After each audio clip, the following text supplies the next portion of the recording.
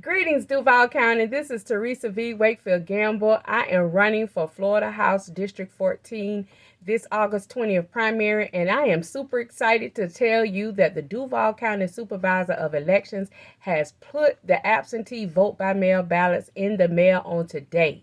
So I want to remind you to make sure you're checking your mail daily. And when you receive your ballot, sit down to that kitchen dining room table and select Therese V. Wakefield-Gamble for Florida House District 14, the real Democrat that's running in this primary on August 20th.